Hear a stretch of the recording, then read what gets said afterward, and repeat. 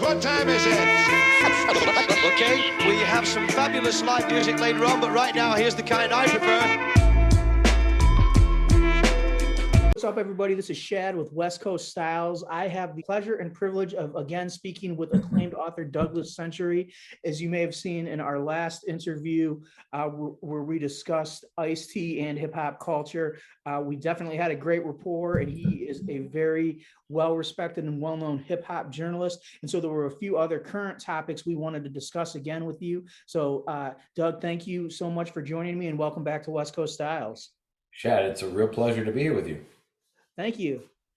So some of the topics that we had kind of alluded to that are kind of current events, and I know sometimes it's tricky to keep up with it all in the 24/7 news cycle of social media, but we can start with one of them, which, you know, one name that has come up recently is Fat Joe, and kind of the controversy or the commentary of him hosting the BET Awards as a Latino when BET stands for Black Entertainment Television. And yeah. Hip hop obviously has, you know, and I agree with Joe. I'll just put it out there. And he said, you know, this is all about Black and brown unity, which I 100% believe.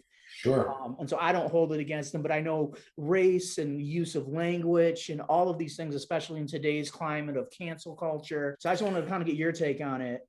Okay, well, first of all, I've interviewed Joe. I saw Joe early on when he still had only one record out. He was really Fat Joe. He was, you know, Flow Joe. You gotta, and everyone was like, this is kind of corny. But then he really came correct. He came with, you know, he first of all, he brings, you know, Big Pun, one of the greatest MCs. He brings Remy Ma. I mean, Fat Joe has no problem, in my book, claiming legendary status. Is he one of the top 10 MCs? No, doesn't matter. He was there at the birth of hip hop. Maybe he was a shorty, but he's from the South Bronx, Trinity Housing Projects. I encourage anybody who has not been to New York City, take a trip to the Bronx. You'll see that Black and Latino, in New York, that generally means Puerto Rican and Dominican, are living in the exact same neighborhoods as Caribbeans. I mean, this silliness about whether Fat Joe should host the BET Awards, it's almost as if, now I married a woman from half Jamaican and half Black American family. And that rivalry going way back was the Coconuts versus the Geechees. Like, you're Black American from this. It's so silly. You know, they're both obviously now African American. So the Latinos in the Bronx absolutely consider themselves integral to the part of, you know, the birth of hip hop culture. People like to talk about the b-boying, but there were very influential DJs, very influential MCs, and Fat Joe was there for it. Yeah, is he using the N-word? I saw this whole Twitter thread that was about how dare, you know, Joe Cartagena, a white Latino. I don't think he would even call himself a white Latino. I don't think he would, because those distinctions are very arbitrary within the Latino culture. The point is he from hip hop? Yes, 100%. So when BET said, "Can we get an old school Bronx guy?" Who else they're gonna ask for? Curtis Blow, maybe. There's not many guys around of that stature, and Fat Joe has still KRS-One. KRS-One, maybe, but Fat Joe's arguably a bigger name now because people know Lean Back. Right? There's KRS. There's a few guys who still are around with that level of, let's say, name recognition value. Mm-hmm. Let's say, of course, Grandmaster Flash is alive. Africa Bambaataa, big controversy around him. We won't delve into that. Alive. Kool Herc, alive. Are they known to the younger generation the way Fat Joe is? Most people know Lean Back. Most people know Fat Joe's hits. I have no problem with it. Now, so he's hip hop through and through, from the South Bronx, which is the birthplace. Anybody that says hip hop wasn't spawned in the South Bronx, and by the way, Joe was just on Instagram Live where he was like, people, we created this stuff because we Latino and we Black people, we like to sing in our pain. And he was talking about being locked up in Rikers Island. And he said, I remember singing when I was on Rikers Island. I mean, this guy is from the birthplace of hip hop. He said, I just want you young people to Google the South Bronx in 1970s. It looked like bombs were dropped. Buildings were abandoned. And out of that came this culture that was a birth of, I don't know, optimism, partying. Really wasn't gangster stuff back then. It was all throw your hands in the air. Yes, yes, y'all. All these phrases that people use. Love Bug, Starsky, Busy Bee. These are guys who created the phrases hip hop. These are guys that created this, a lot of the stuff that we are speaking out about now. And the fact that Joe is from that area gives him 100% credibility. Mm-hmm. Now, sub point here is he allowed to use the N-word? I saw this. You know, he uses the word the N-word, which I don't really want to say out loud. Puerto Ricans say that all the time to each other. They do it. And Puerto Ricans are not one monolithic shade. There are light-skinned Puerto Ricans, dark-skinned Puerto Ricans. They drop the N-word with each other as a term of affection the same way African Americans do. It's nothing new. I heard it immediately when I got to New York. And not for nothing, I know some Mexican American kids who were born in the US and they drop that, you know, that word with each other. So it's almost like ignorance on the part of this woke Twitter to say, well, look at, you know, Fat Joe, he's got light skin. How dare he use this word? And I'm like, they've been saying it. He grew up saying it. It's nothing new. He's not trying to be bad. He's not trying to be a hardcore. That's exactly how Puerto Ricans have spoken to each other. They don't differentiate themselves from African Americans in the South Bronx. So this seems like a bit of an artificial controversy based on a lack of maybe historicity, a lack of the sense of where hip hop came from. It came from an area which was largely Black and Latino in the South Bronx. It's more based on, are you from the South Bronx or the West Bronx, or it's the kind of neighborhood, but there is no distinction made in New York City, at least, between people who came from Puerto Rican backgrounds and Black American, meaning Southern African American, and Caribbean American. If you really want to get down to it, the pioneers of hip hop, Kool Herc is a Jamaican, Flash is a Caribbean American, not from Jamaica, Africa Bambaataa, also Caribbean American. A lot of, I could make this distinction. Hey, Black Americans have adopted this Caribbean culture. And so I think the Puerto Ricans have 100% validity in saying this is our culture too. And the use of the N-word you can take up with them, because that's not my call to make or yours. You and I were talking about this off camera. Yeah. Neither one of us feels comfortable with that word. Basically because you don't, like Ice-T and I had a conversation where he said, you could say that to me, because I had to quote a passage back to him. I said, are you saying N-I-G-G-A or N-I-G-G-A-S in a lyric? And I said it out loud in a message, and he said, hey, yeah, dude, don't worry about it. You can say it to me. Just don't say it to somebody you don't know. So we got to be real careful with that word. But within the Latino culture, it is absolutely acceptable. I don't know. I mean, Shav, why did it blow up into this even this issue? Because of the complexion of Fat Joe's skin? I mean, he's hip hop to the core. Yeah, I would say my interpretation of it, because I remember when another Latino artist on J-Lo had a record with Ja Rule. Yep. And she said something about that particular word. And yep. There was some backlash and controversy there. With her being, you know, Jenny from the block, she yep. kind of used that same defense, that same cultural defense as like, this is hip hop culture. This is something that I grew up around. This isn't something that I'm trying to appropriate. This is just authentically who I am. So I believe that, you know, Fat Joe, again, as you emphasized beautifully, you know, comes from that same place and that same spirit. 100%. And so him and Big Pun, when I look at those, you know, twins, that, you know, remake of Deep Cover, dead in the middle of little did we know, you know it better than me. I mean, look, those guys, I almost feel like anybody who has an issue with this hasn't really spent time in New York. Mm-hmm. Because LA is very segregated. Chicago is very segregated. I mean, it is white neighborhoods, black neighborhoods, Latino neighborhoods. New York's not like that. New York is a bunch of people. It's more based on poverty. And even because it's really hard to drive around New York, a lot of people are just stuck on the subway together. So you just see people. I heard Chinese people using the N-word with each other. I kind of feel like, as I said to me when I was asking about this word, he goes, yeah, rappers, we use the A version, Nigga. We kind of take offense to the hard ER. But he said it's an unfortunate term of endearment that grew up in the hood.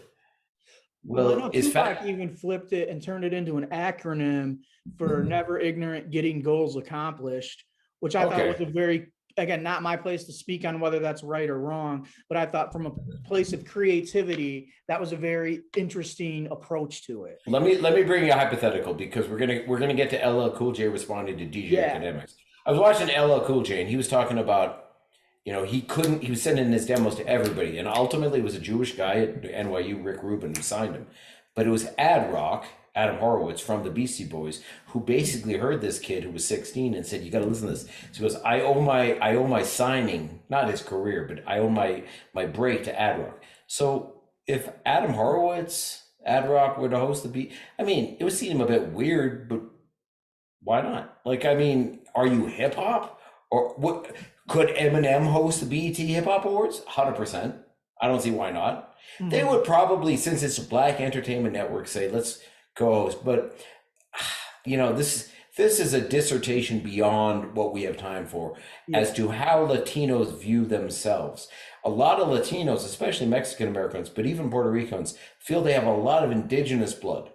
So when you talk to, they'll talk about La Raza, the race.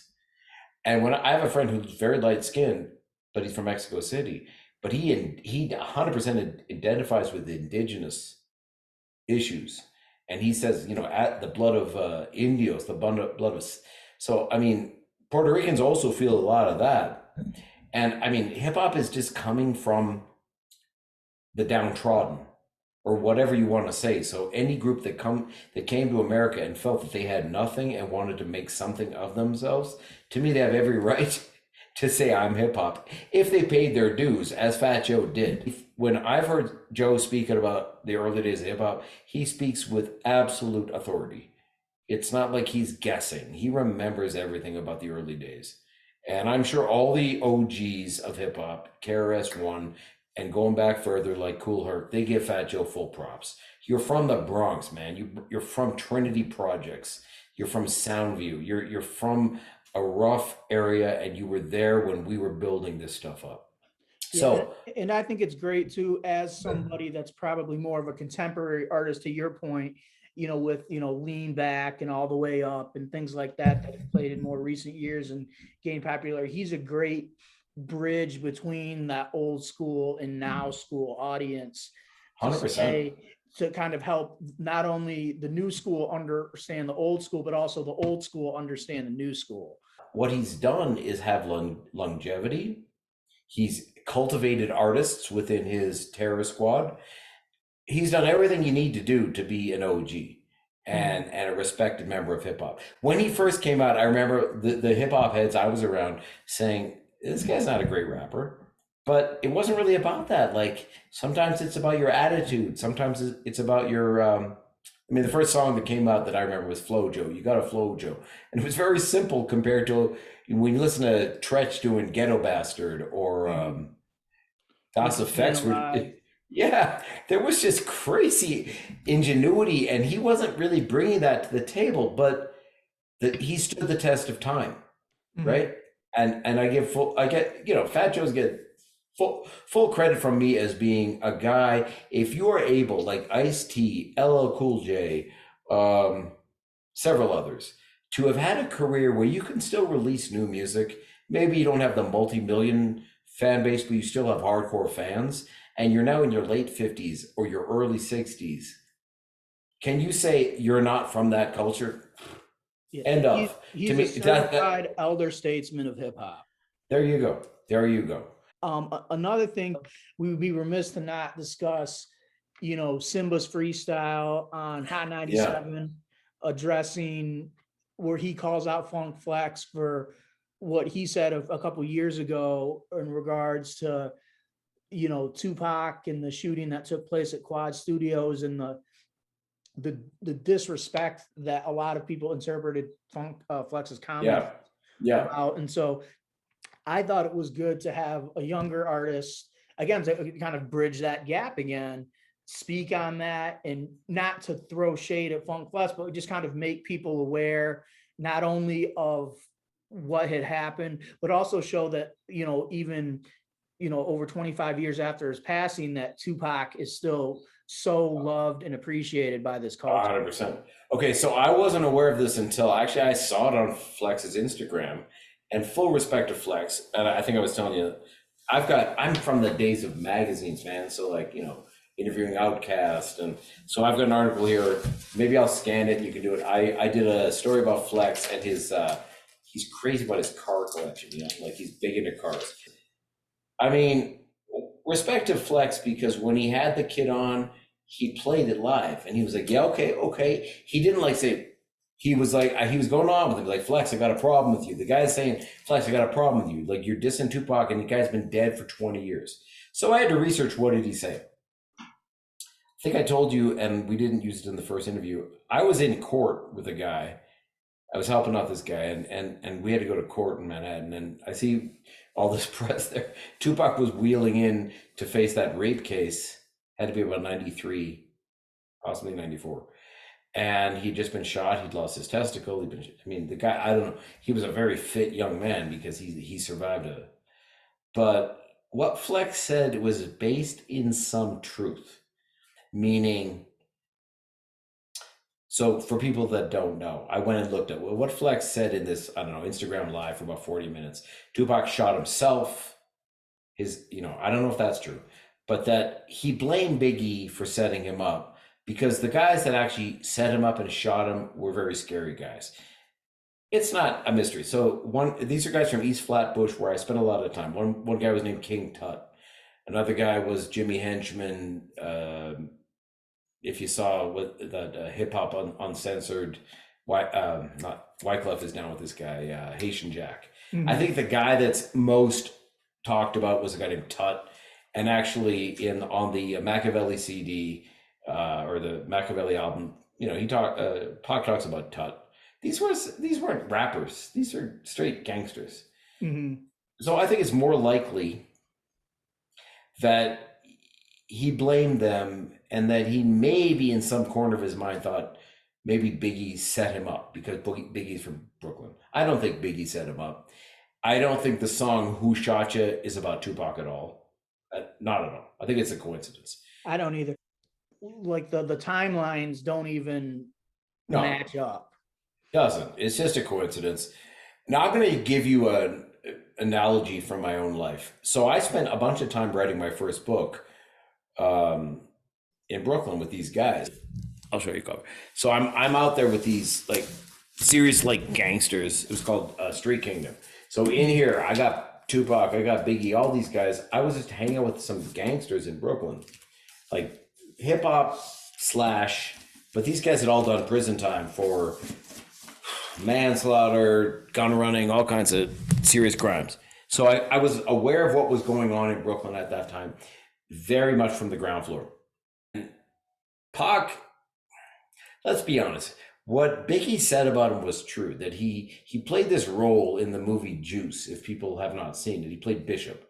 He played this crazy, and Biggie kind of said, you know, that kind of went to his head. He's kind of acted like this character that he played, because he didn't come from that. I mean, he really wasn't this crazy killer, bad guy that got down with Suge Knight. But what Flex was talking about in this Instagram Live was essentially this. The people that shot Tupac at Quad Studios in Midtown Manhattan were too scary for him to mention. So he blamed Biggie. And then Flex made this kind of leap, which is illogical. Then now Biggie's dead because of Tupac. The things aren't even connected that way. It's all street shit. But what he said had some truth. I mean, I'm talking about Flex. Yep. But it is so after the fact So I get why the guy called him out. So the kid had a great freestyle or whatever it was. He was like, I got issues with you, Flex. He's from the Bay Area, right? Yeah. So he calls him out and he goes, you waited like 20 years after this guy's death to say this shit, which is true. Tupac maintains a level of respect and love, especially on the West Coast. I think more than the East Coast. So I'm very glad that young man, I would call him young man, came in and said, I got an issue with you. Why did you say this? Because he's calling him out saying, if you're going to talk about somebody in that way, don't do it after they're dead. Yeah. And I appreciate Flex for hearing him out too. And he did. He was like, okay, I hear you. I hear you. Yeah, he did. He let him freestyle and was like, okay. Fair point. And that's the way, by the way, battles used to be that way. They didn't used to be, I'll go kill you. It would be like, people would be saying some nasty shit, like, about each other, and you had to kind of take it and then come back with your own diss. Now, Flex is not a rapper, but he took it the way, I've been at battles where guys are saying some very personal shit, and it's like, yo, fuck you, motherfucker. It's not like I'm gonna kill you. It's like, okay, I got to come back with something about you now. So that was very hip hop the way he took it. Glad that somebody stepped to Flex, because Flex is a little bit younger than me, but he's not a young man. Like, he's, I don't know, 50. To be just, talking about Tupac at this age, come on, man. You're just trying to get clicks. Yeah. To me. You're not really, but what I love about your generation, and you're in your mid-30s or even younger, is that people still think Pac and Biggie are the high point. A lot of people of your generation are like, man, did it ever get better than that? Than Hail Mary and Who Shot Ya and Give Me the Loot. There's so many classic records that came out of that 95, 96 era that it's easy to look back and say, wow, these guys were the best to ever do it. And by the way, shout out to my friend Jacob, who is around 26, and he said, I'm going to bring you some Snoop wine. And I thought, you had to be kidding me, but it's actually not bad wine. The third point we had talked about, I wanted to bring up was, and just shout out to LL Cool J. Just kind of him calling out DJ Academics. A lot of people co-signed on that. Questlove, Ice-T. Yeah. All right, so this is my take on what he had to say. He said the following. He said, you look at some of these guys who say they were pioneers, but they are quote unquote dusty. They have no money. How can you have created an empire and you're broke? I'm paraphrasing, but he basically said that. And LL came back with a very emotional, like, he was quiet for about 30 seconds, and then he started talking. And he said, don't equate financial success for the influence and the impact you've had on the culture. And let me speak about a couple of the guys Curtis Blow's done okay, meaning he was a radio host. The three pioneers that they always credit as being the godfathers of hip hop are Kool Herc, Clive Campbell, born in Jamaica. You've got Flash, Grandmaster Flash, another Caribbean guy, and Africa Bambaataa, who has had a lot of sexual controversy around him, which I don't want to go, but Zulu Nation, he was in the Bronx River housing projects. They were in different areas of the Bronx. Flash was by far the most renowned DJ. And then there was another underrated guy, DJ Theodore, who's credited more with the scratch. Yep. Yeah. We have a lot of guys from that era that are well known, but do they have money?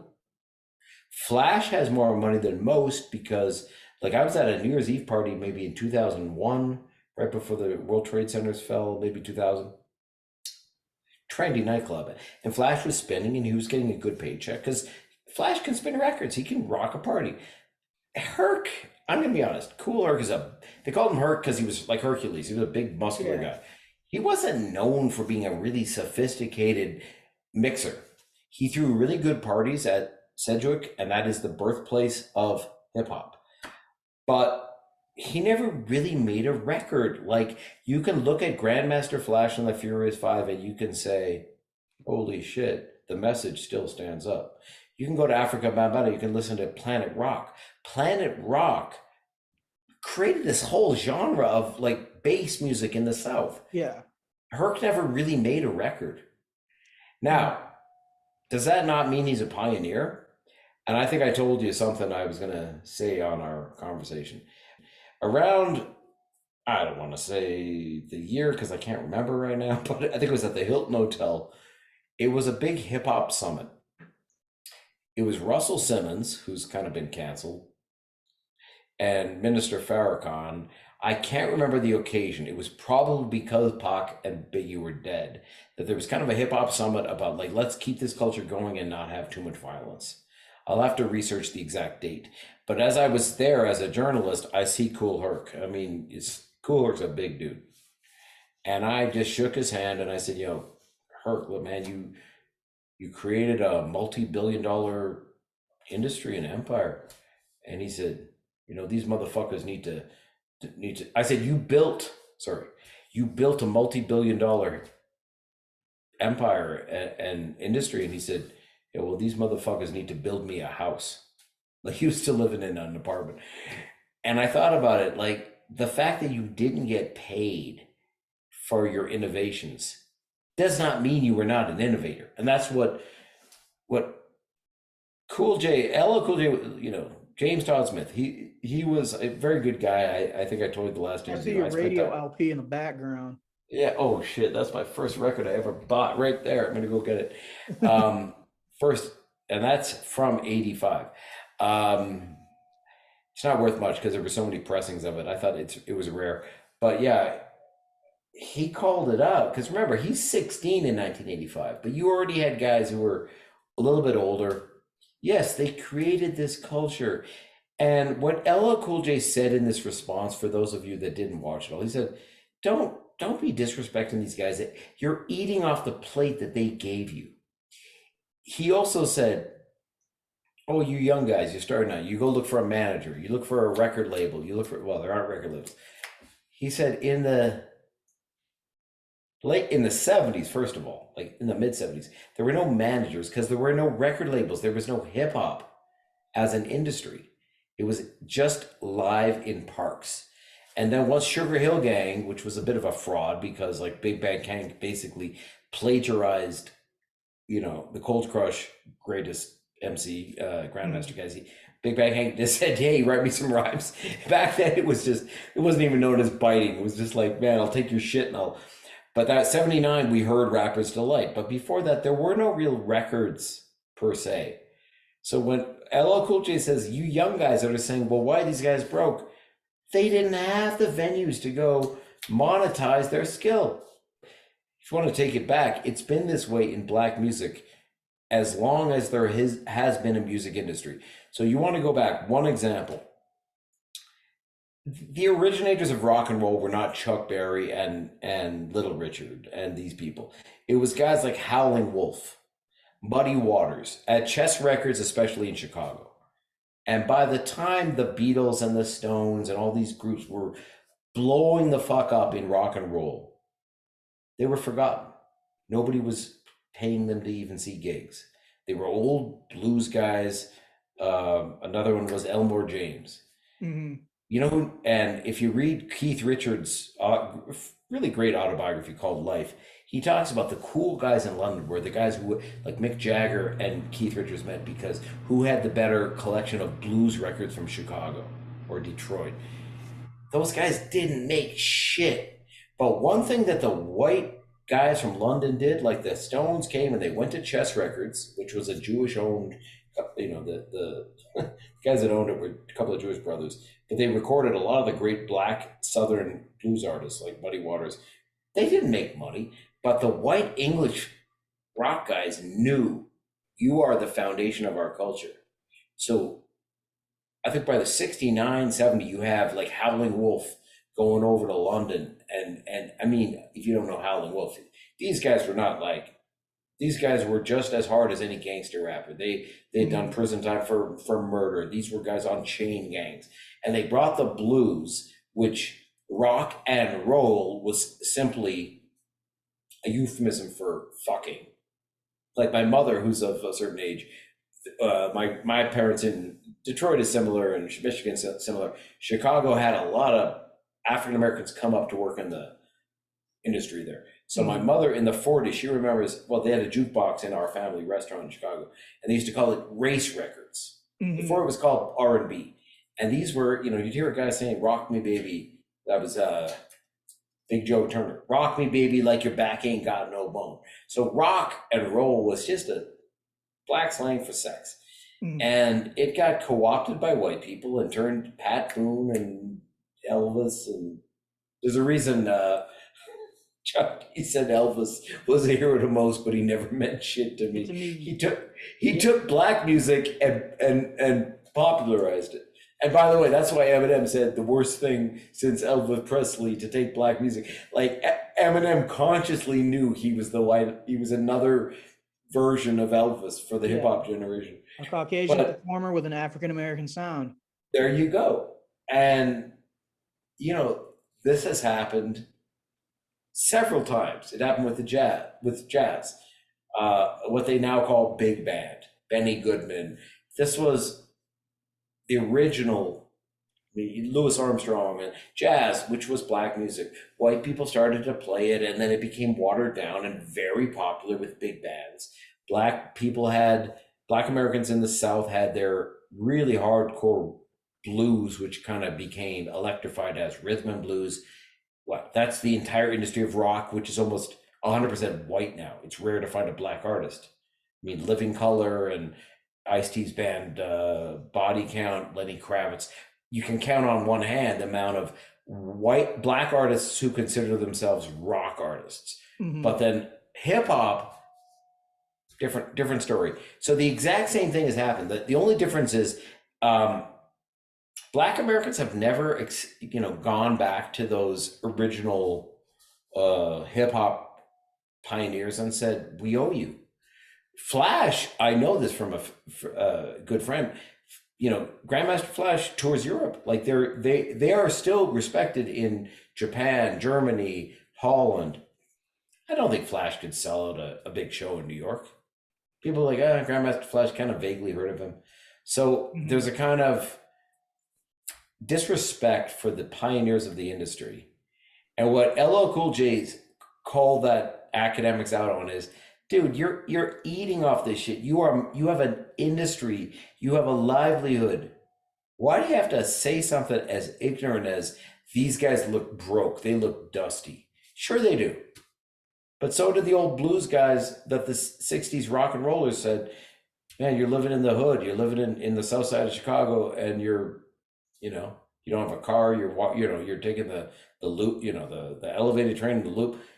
None of those blues guys made money. None of the early hip hop guys. So it's just sorry to academics, it's an ignorance about what created this world that you are living off of. And to look at those old guys and say, "Man, you look broke." Well, Jay-Z, 50 Cent, Dre are probably all billionaires or close to it. Jay-Z, because he's been very smart with his, Dre sold his Beats by Dre and all that, and 50 Cent marketed himself with vitamin water. But those deals didn't exist for the early guys. It didn't. Yeah. Curtis Blow didn't have the avenue to say, "Give me $100 million for my..." I mean, Curtis Blow was the poster boy of... He did the Sprite commercial. But... He did, early on. But I bet he got paid a one-time fee. I'm not sure. But I was telling a buddy of mine today at the gym who's like in 21, I said, of those guys who were 60-something, Ice-T's probably the best paid. Because he went into TV and LL, but like Ice-T's a lot older than LL. Ice-T's 64. The fact that he's got so many commercial deals and a steady gig on a TV show. Not many guys 64 years old from that early wave who had records out in 85, 86 have that kind of income stream. I'm pretty sure Rakim doesn't. I'm pretty sure KRS doesn't. Not that they're not great MCs. They are great MCs. But figuring out a way to make yourself bankable does not equate with talent. The two things are separate. I don't think Van Gogh made a penny from his art in his lifetime, but his paintings are now worth hundreds of millions of dollars. That tells you everything you need to know. Van Goghs are in museums around the world. The guy could not make a living with his art, but he's now considered a genius. So I would ask academics, is Van Gogh a great artist? Oh, I've heard of him. Did he make money selling his art? I don't know. No, he didn't. So don't diminish the guy's greatness and his influence because he didn't have the trappings of success. Yeah, that Van Gogh analogy is perfect. And this is a direct quote from what LL said, which I think, accompanied with your analogy, sums it up perfectly. He said, don't think because someone failed to get money, they didn't contribute to the culture. There you go. There you go. I just looked up academics. I spent a lot of time, I lived in Kingston, Jamaica for about a year. So he was born in Spanish Town, which is just outside Kingston. And everybody, Sean Paul. Oh, yeah. Spice. Dancehall has become, even Nicki Minaj is very influenced by the dancehall cadences, right? Now, but if I said to you, U-Roy, Prince Buster, these were the first guys, and this is all Kool Herc was doing, was taking what the sound system culture, because most Jamaicans in that era, especially in the 60s, were very poor. They would listen to the radio, but these big sound systems would come around with massive speakers. And this is why you hear, drum pan sound, it all depended. They would have big sound clashes on two lawns. I've been to them. It's crazy.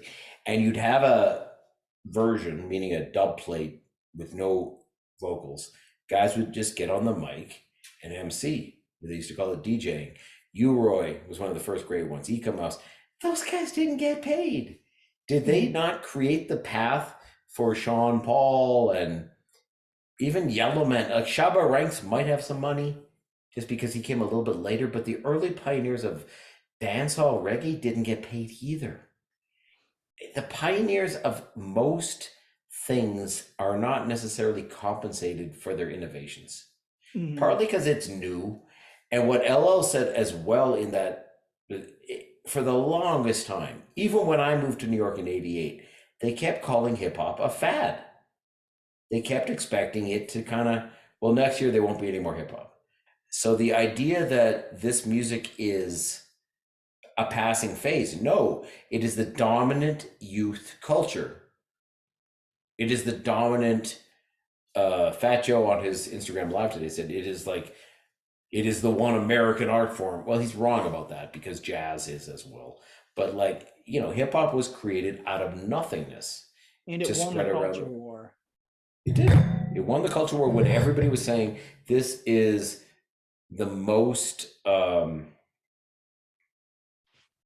debased, whatever, especially by the time gangster rap came in. I mean, they were trying to kill this stuff. The mainstream, you had your Snoops, you had your Ice-T's, you had your Dre, NWA. The mainstream was trying to kill this.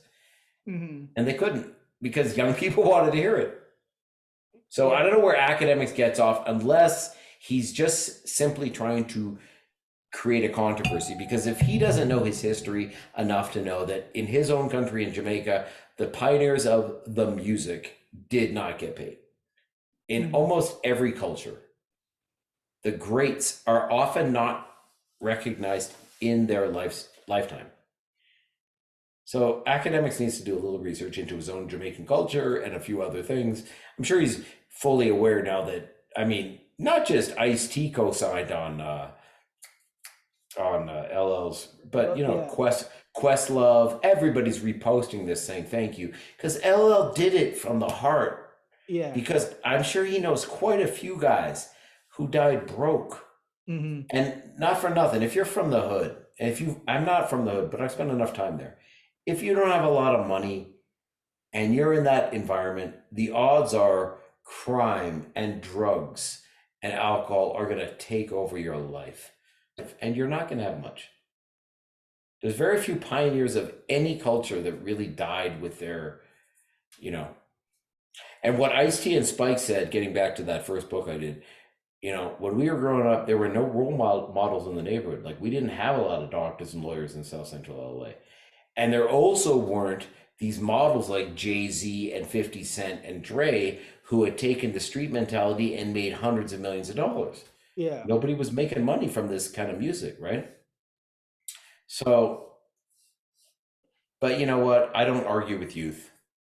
I don't know how old DJ. I mean, like he'll figure it out when he's 50. If he's still got a lot of money when he's 50, 45, 50, respect him. But there's no point in arguing with a guy that says if these guys created something, why do they look so busted up and dusty and fucking broke? I don't think he's lived enough life. I mean, without naming names, there are rappers we know that have sold millions and millions and millions of albums. But then we know ones that maybe have never even gone platinum, but we know that the ones that didn't go platinum are better than some of these artists that sold 100%. millions and millions and millions. So 100%. equating finances to talent or relevance is well, he's just part of this Instagram generation, which is looking at the surface. It's all surface. So if I want to present myself, we used to call it flossing. I don't know if you call it flossing anymore. Oh yeah, that's a word of my generation. Yeah. Okay, if I want to stand in front of a Bentley and instead of this Adidas, if I want to wear Prada and I don't want to act, oh, Doug's rich. No, I'm just acting like I'm rich. I mean, once Jay-Z and people started to say, control your masters, if people know what that means, it means like control. So you don't have to license this to people. You own it. They license it from you. These old guys didn't own that. I mean, it's complicated, but even this book I did with Ice-T recently, like this year, I wanted to quote a bunch of lyrics and his manager said, no, we don't necessarily own the rights to that. And I said, but it's Ice's lyrics. But there's multiple songwriters on this and it's going to become a pain in the ass. You would think that a guy that wrote the lyric could just quote his own lyric. No. Back in the days, you often had to sell your publishing or you did a publishing deal. People are much more sophisticated right now about maintaining the means of production and distribution and owning their shit. People didn't have that back in the 50s, 60s, 70s. They depended, many black artists, depended on white people to give them a record deal. Oh, I'll sign it. Oh, we used to hear about this in New York in the 90s. Oh, a guy got signed. He got like 200,000. And I said, for what? He signed 200,000. But that was recoupable. That meant they still had to pay back the studio time. And you'd hear these guys. So the first thing they would do was lease a car, maybe rent some jewelry, and they would be broke because they didn't understand business. And a very great woman named Wendy Day, she started this thing called the Hip Hop Coalition, white woman, and she started to try to educate rappers in the 90s about how the business worked, how they were getting jerked, meaning take less of an advance, build your little home studio, do it yourself. Because back in the day, kids were going into like sound, quad studios where Pac got shot. There were many of these studios, and it was, the Hit Factory, I don't know what it was, $100 an hour. It was crazy. So you'd go in there, inspiration doesn't hit. Pretty soon you're burnt through your budget waiting around to write a song. Now everybody's making their own shit. It used to be Pro Tools, everybody's recording their own records in their little home lab, right? You don't need anything more than maybe a vocal booth, but all the production can be done on your MacBook Pro. So the entire world has changed for the better, for the artists to control more. The other thing too, I was going to say, kind of jumping back to the whole, accumulating money in the music business too. And again, this isn't taking away from Dr. Dre's Chronic album or Jay-Z's, Reasonable Doubt, the Black Album, the Blueprint, Dre's Chronic 2001, 50s Get Rich or Die Trying, then all these classic albums. But I think it's important to note too that a lot of these guys made their fortunes on deals outside of the music business. Yes, exactly. Like, I guess you could say the headphone business, but you know what I'm saying? It wasn't records. Right. Like Beats by Dre, he sold that to Apple for a lot of money. Right. That made him he made more money doing that. And he's arguably the best producer in hip hop history. Yeah. He made more selling his Beats by Dre, which are not the greatest headphones. They're popular. They're a fashion statement. 50 sold his 50 cent, vitamin water. For a guy who's 25, 26 and just says, yeah, I'm going to do this rap shit. to not understand that this, for about the first 10 years, was called a fad. And then once it really crossed into the mainstream with gangster rap and all that, then it was called a threat to the culture. And now it's just what rock and roll used to be in the 60s. So if you're eating off the plate, I can understand LL, who's what, maybe 53, 54 years old, saying, like, getting a little salty about it, because it's like, man, you don't understand. This wasn't your birthright. We built this shit for you to be able to fucking act like, Yeah. this is something that I make my money off of. We didn't have all the same opportunities that you did and screw them up. They didn't exist in our time. Didn't exist exactly. And you know what? But every generation has to learn that the hard way. Like, you never think you're gonna get old. I've been your age, man. Seriously, dude. Like, I've been your age. I've been 17. And you never think you're gonna die. You never think you're gonna get old. But there's a point at which you start realizing, shit, man. These guys put in some work. Like, they had to suck up some shit, and take shit from people that they necessarily didn't want to deal with to get to where they got to. So, but you know what? Nothing is new under the sun. I'm pretty sure that every generation has looked back. Like, you know what? Like when these blues guys I was mentioning, Howlin' Wolf, yeah, those Motown artists in the 60s, they probably look at these guys and say, those cornball old fucks that sound like they're in the slave times. Like, nobody wanted to hear that old shit anymore. It just changes. Generations change. But we should respect the fact that there is a history to everything. There's a history to hip hop. Thank God for publications like yours and websites like yours that are actually interested in the history, because the young people aren't. Mm-hmm. Like 17, 18-year-olds, they just want to hear what's hot and popping, and they could give a fuck what came before. I really appreciate the fact that you guys are actually aware of the history of hip hop, pointing out for the younger generation the history of hip hop, because it's so easy just to assume that the world was always this way. It wasn't. So it takes people of your generation who are still in your 30s to remind people in their 20s, because they don't want to hear from the old heads. They really don't want to hear a 65-year-old saying, yeah, my war stories. It's great that there are websites and there are social media platforms that remind the young people this came from somewhere. There's a history to this stuff. And it's not 5 years ago, it's 40 years ago. So props to you guys. Thank you, sir. Well, it has been a pleasure speaking with you as always. And yeah, hopefully we'll be able to, keep connected and continue to build and, work together and collaborate and promote each other as projects and time allow. I mean, every time that there's a hip hop controversy and there's a new brand of Snoops and wine, I'm happy to come on a Friday night and talk. Let's do it. Honestly, Shad, there's so few people I know who really understand how beautiful the history of hip hop is, or can connect it to other things. It's just a pleasure always to talk to you. So, oh, likewise, man. That means a lot to me coming from you. And what likewise too is you strike me as somebody. And again, I think I know you well enough now too. You're a writer who doesn't just like research the content and then write about it, but you really immerse yourself in it and become a part of it. And that authenticity and genuine passion definitely comes across. Thank you, sir. I appreciate that. Absolutely. So we'll talk in the next few weeks. We'll have a new controversy to discuss. Sounds like a plan. What time is it? Okay, we have some fabulous live music later on, but right now, here's the kind I prefer.